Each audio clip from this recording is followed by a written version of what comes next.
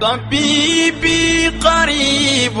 هل سقامي تسمع يقابلني يوم المقفى المشفع أراني إذا ما جئت يوما محمدا وسيلتي أتاك خديم ضارع يتشفع لا إله إلا الله محمد رسول الله لا إله إلا الله محمد رسول الله أتيت بسنوي ثم أهلي وإلدتي ذراعا وحول الهاشمي نتجمع وخلفي جموع ينتمون لحزبكم يعمهم التشفيع أجمع مرابع خير الناس. Avec tristesse qu'on a appris cette nouvelle, une douleur immense ce matin. Le président Lamine Diack vient de nous quitter. Ça a été un choc, une secousse qui touche non seulement le Sénégal, mais qui touche le monde entier. Le continent africain, c'est difficile pour un pays de perdre un illustre fils, la trempe de Lamine Diack, qui aujourd'hui, de son vivant, a posé des actes qui accompagnent même actuellement la jeune génération dans tout ce qu'elle a fait de par sa détermination, parce que nous n'oublions pas qu'il a été acteur, il a pratiqué plusieurs disciplines, il a entraîné, il a managé, il a aussi occupé des postes politiques extrêmement importants, maire de la ville de Dakar, mais aussi ministre des Sports, pour diriger l'athlétisme africain et finalement l'athlétisme mondial. C'est une fierté qui vient de tourner la page, mais il a fait ce que tout le monde ne peut pas faire. Cela veut dire, de son vivant, donner des leçons, avoir un parcours qui peut servir aujourd'hui. C'est pourquoi un de vos confrères m'a posé la question par rapport à l'immortalisation de Lamine Diack. J'ai dit, ce qu'il a eu à faire dans ce monde-là, l'a immortalisé avant sa disparition. Personne ne peut l'oublier. C'est pourquoi on est là, au nom de tout le mouvement sportif, tout le gouvernement du Sénégal, au nom du chef de l'État, pour accompagner la famille, accompagner le monde sportif dans ces moments de douleur, des moments extrêmement douloureux, mais nous sommes tous croyants. Quand c'est difficile, en de pareilles circonstances, on puise de notre foi pour pouvoir faire face. Donc, Lamine Diack, on peut toujours le citer dans tout ce qu'il a fait pour tenir le sport jusqu'à maintenant, parce que le socle, c'est eux qui ont mis le sport sur les rails, et il a continué en tout cas à vendre l'image de l'Afrique, l'image de nous-mêmes, du peuple sénégalais, partout où il a exercé des fonctions, de hautes fonctions qu'on n'oubliera jamais. Vous savez, nous sommes à la mosquée et quand quelqu'un quitte ce bas monde, le plus essentiel, c'est prier pour lui. Et nous prions pour que Dieu l'accueille dans son paradis. Le reste maintenant, puisqu'il s'est lui-même immortalisé, vous effleurez la question, vous pensez à un nom, à une infrastructure qui porte son nom. Tout ça, c'est des questions qui ont été posées. Il le mérite. Mais toutes choses en son temps. On verra si on y arrive, s'il y a des choses à dire, on le dira à ce moment-là. La première médaille olympique que nous avons eue avec Djaba, c'est Lamine Diack. Les tartans que nous voyons un peu partout en Afrique, parce que c'était sur du sable qu'on courait, c'est Lamine Diack.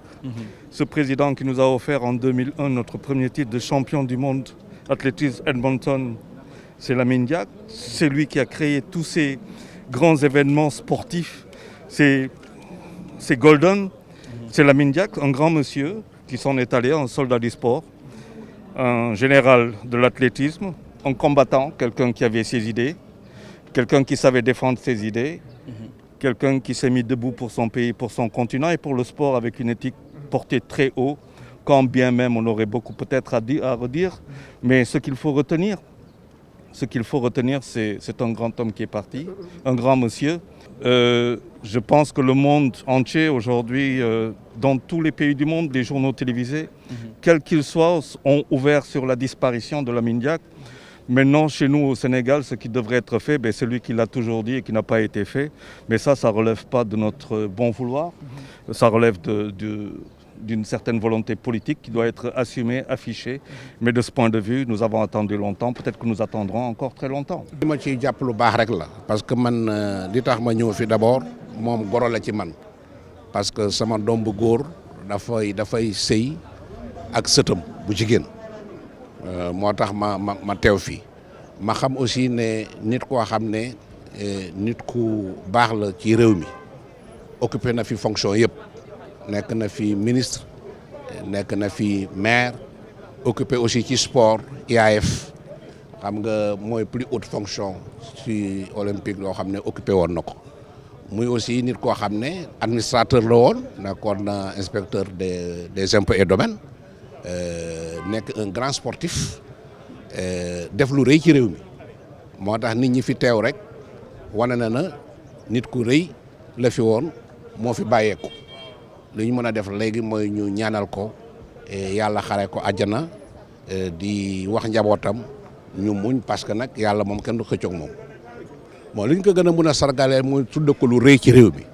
mu doon avenue wala stade gis naa ne ñu ngi fi tabax stade bu bees muy stade olympique yu mel noonu xëy na ni ma xamee président Macky Sall xam naa du ñàkk mu jël benn avenue wala benn mbedd wala benn monument bu rëy bu mel ne stade mu tudde ko ndax xale yi ñëw xam ne amoon na ku fi tuddoon Lamine Diack boo xam ne def na fi lu day ne ñu tudde ko loolu. waaw ndaw di mën nañu ko jël exemple parce que mag la woon ca def na fi ay jéego yoo xam ne ci yar la ko def ak ci teggin parce que kenn mosu fi dégg Lamine Diack ci yenn histoire yi xam naa may ñaas xale yi ñu jël ci exemple ci moom yaru gi ak tey gi ca takk na fi ndombo tànk bu nekk ca taxu ko mu fuuy taxu ko aussi mu wane yaradiku donc loolu xale yi mun nañ ko jàng ci moom xam ne nit moom ak lu ko yàlla may ci cër nit rek lay doon ca lii du jaas il faut du ñàkk ñu ciy bàyyi xel. Que c'est vrai, en 1978, c'était une étape de notre vie ensemble qui avait commencé bien des années avant. Lamine Diack, si vous voulez, a tiré tous les tiroirs de la vie, au plan social, au plan associatif, au plan sportif et au plan politique. Ce qu'il faut noter chez lui, c'est l'homme qui se dédie chaque fois aux missions qui lui sont confiées. Le président Senghor l'a appelé dans son gouvernement parce qu'il avait des problèmes énormes avec la jeunesse sénégalaise de l'époque. C'est ainsi que le président Senghor en avait fait le commissaire au sport. Plus tard, il deviendra maire de Dakar. Ce que l'on doit noter, c'est Lamine Diack et Jacques Chirac, maire de Paris, qui ont été à l'origine du rallye Paris-Dakar alors que le président Senghor s'y opposait. Donc c'est vous montrer à quel point,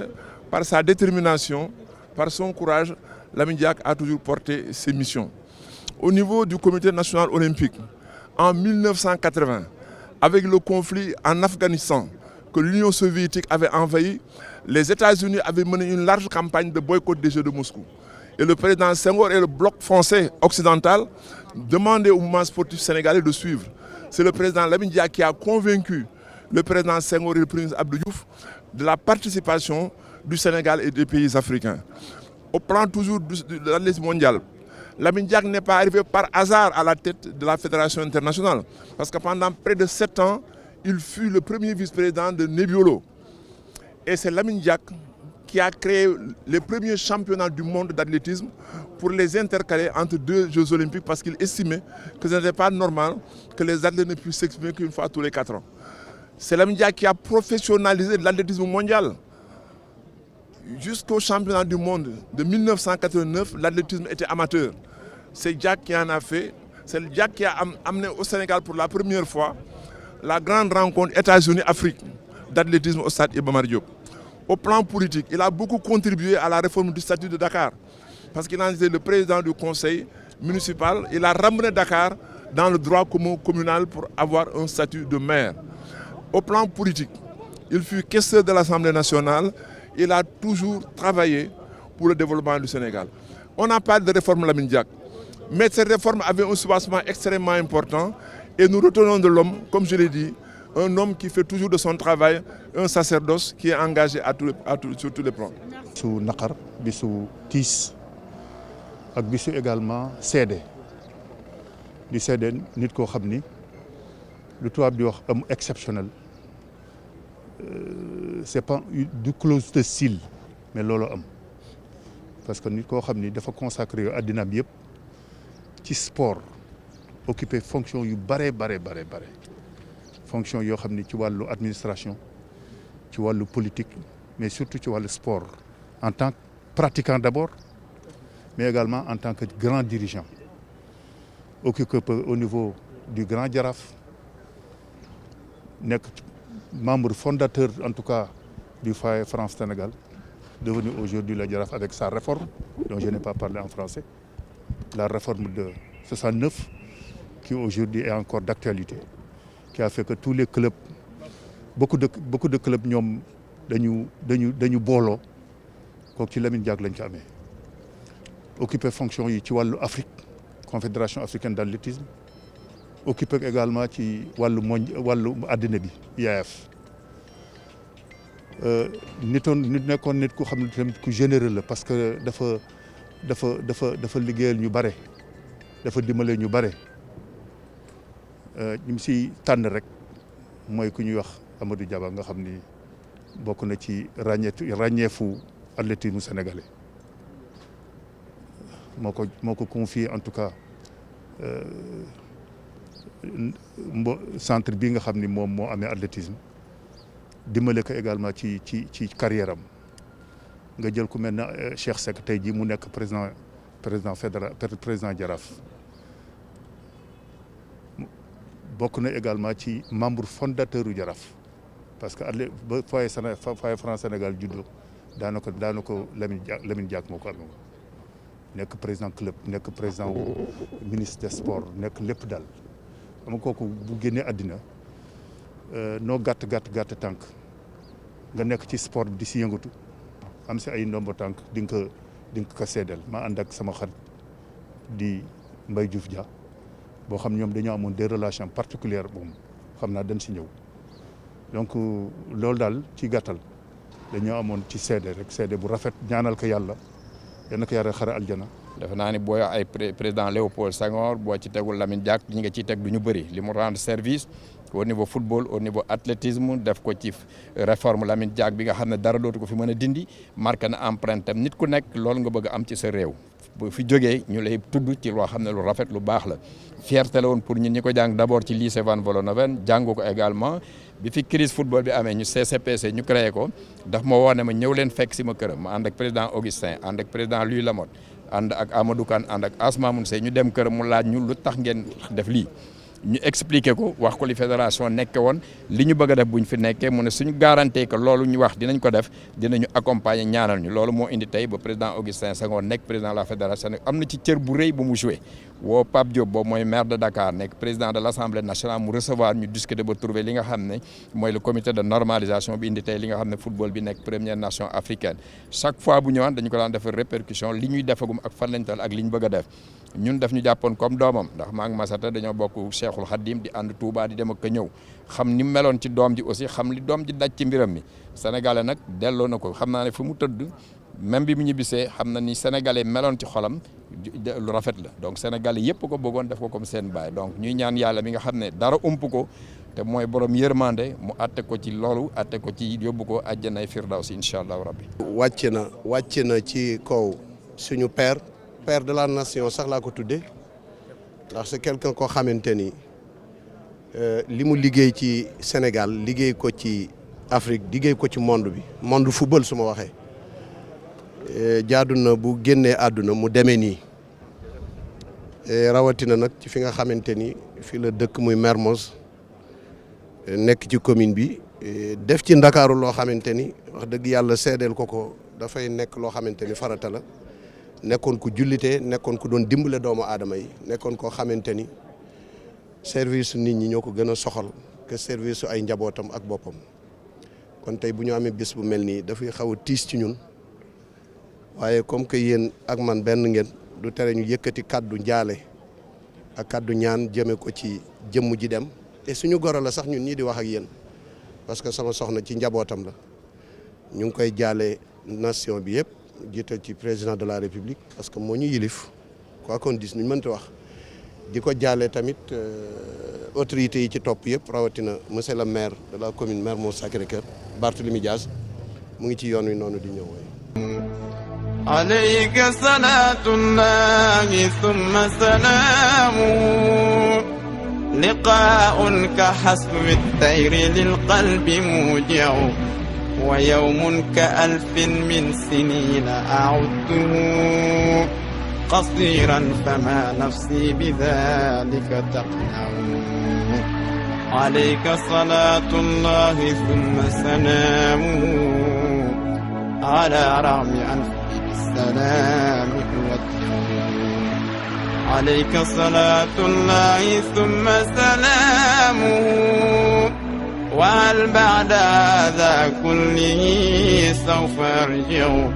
عليك صلاة الله ثم سلامه مدى الدهر دين المصطفى القرم يرفع عليك صلاة الله ثم سلامه مقامك محمود لدى الحشر تشفع لا إله إلا الله لا إله إلا الله لا إله إلا الله محمد رسول الله لا إله إلا الله محمد رسول الله لا إله إلا الله محمد رسول الله لا إله إلا الله لا إله إلا الله لا إله إلا الله محمد رسول الله لا إله إلا الله محمد رسول الله لا إله إلا الله محمد رسول الله لا إله إلا الله لا إله إلا الله لا إله إلا الله محمد رسول الله لا إله إلا الله محمد رسول الله لا إله إلا الله محمد رسول الله